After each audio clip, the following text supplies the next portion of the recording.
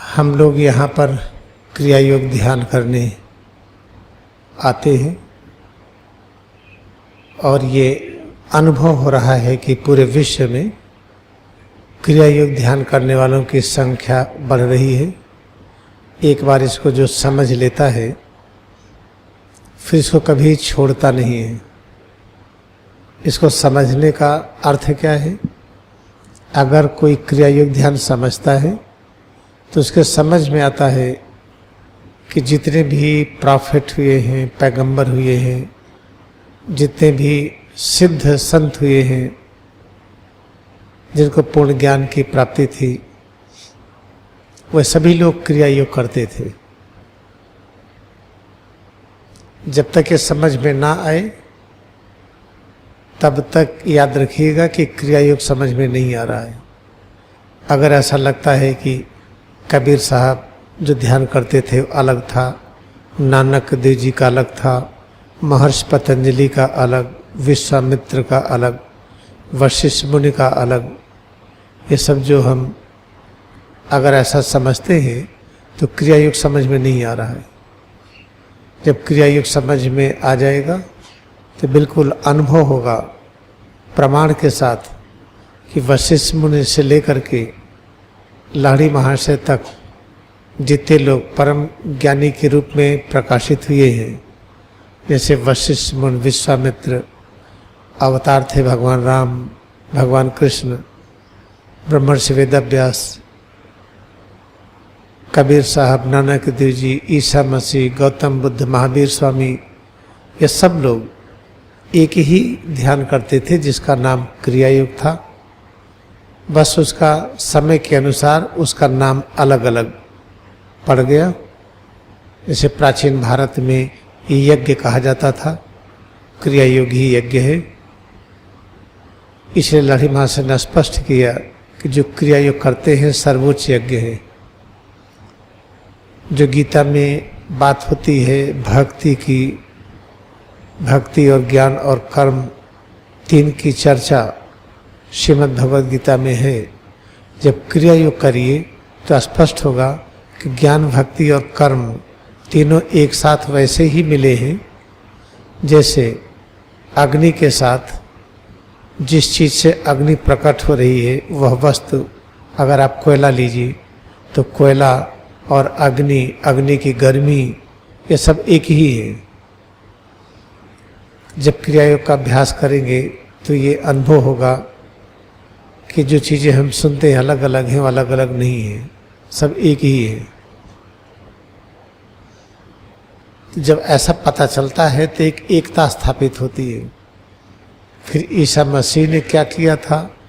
ईसा मसीह का अभ्यास करने वाले क्रिश्चियन थे, कृष्ण भगवान का अभ्यास करने वाले हिंदू थे, मोहम्मद साहब के नियमों पर चलने वाले मुसलमान कहे जाते हैं। तब इन सब चक्कर में नहीं पड़ेंगे। तो जो प्राचीन काल का यज्ञ है वही वर्तमान का क्रिया योग है और सभी पैगंबरों ने वही किया है। जब समझ में आ गया तो अंदर में एकता स्थापित होती है। फिर किसी किसी में अंतर नहीं लगता, बस अंतर इतना ही दिखेगा, किसी का अभ्यास ज़्यादा हुआ, किसी का कम। अगर दो लोग हैं, एक आदमी गाड़ी चलाने का रोज अभ्यास करते हैं और एक व्यक्ति केवल हफ्ते में एक दिन 1 घंटा गाड़ी चलाते हैं, तो दोनों व्यक्ति महान हैं। लेकिन अभ्यास के आधार पर एक व्यक्ति जो रोज गाड़ी चलाते हैं ये अच्छी गाड़ी चला लेंगे। अच्छी गाड़ी चला लेने से वो महान हो गए। जो गाड़ी अच्छी नहीं चलाते महान नहीं है, ये कहना ये अज्ञानता है। और जो गाड़ी कभी चलाना सीखा ही नहीं वो भी उतना ही महान है। इसलिए एक प्रमुख अनुशासन है अभ्यास। जितना जो अभ्यास करेगा, अभ्यास जैसे जैसे करता जाएगा, अपने अंदर का छिपा हुआ ज्ञान, शक्ति, शांति, आनंद, ये सब खुलता जाएगा। वही व्यक्ति जो कष्ट में रहता है अभ्यास के बाद परम आनंद में रहेगा। वही व्यक्ति जो हमेशा निराश रहता है अभ्यास के बाद एकदम उत्साह में रहेगा। वही व्यक्ति जो कहता है कि हमारे भाग्य में कुछ नहीं है, अभ्यास करने वाला व्यक्ति भाग्य का निर्माता होता है। इसलिए अभ्यास बहुत आवश्यक है। तो हम इस तरह से क्रियायोग को सीखें कि अभ्यास अपने आप होने लगे। ये समझ में नहीं आएगा कि अभ्यास अपने आप कैसे होगा। जैसे हम हाथ उठा रहे हैं, जब उठाएंगे तो उठेगा, लेकिन जो हार्ट की मांसपेशियां हैं, हृदय की मांसपेशियां अपने आप उछल रही हैं, वो ऑटोमेटिक है। जैसे किडनी का काम, हार्ट का काम और अनेक अंग हैं, ये सब अपने आप हो रहा है, स्वचालित है।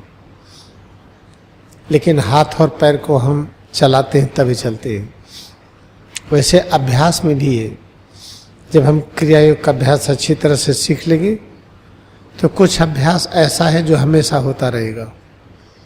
काम कर रहे हैं तब भी, नहीं काम कर रहे तब भी, कुछ अभ्यास को हमें कॉन्शसली करना पड़ेगा, सजग होकर करना पड़ेगा।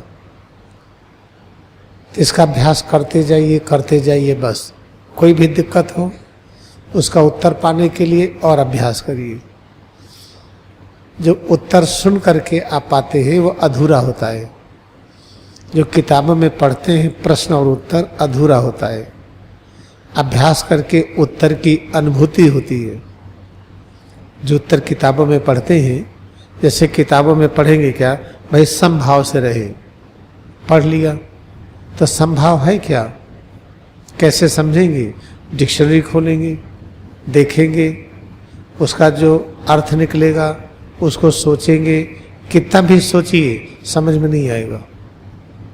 लेकिन जब अभ्यास करेंगे तो समभाव की अनुभूति में होंगे, तब उसको समझ पाएंगे। ये है महत्वपूर्ण चीज जिसको जानना जरूरी है। तो हम लोग सिर्फ ये प्रयास करें कि हम अभ्यास कितना ज़्यादा से ज़्यादा कर पाते हैं।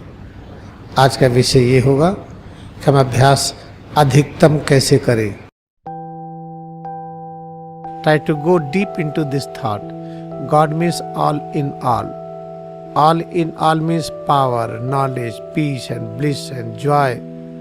Ever new joy, ever new peace, ever new power, ever new knowledge. Omnipresenceness, immortality. This is the called nature of God.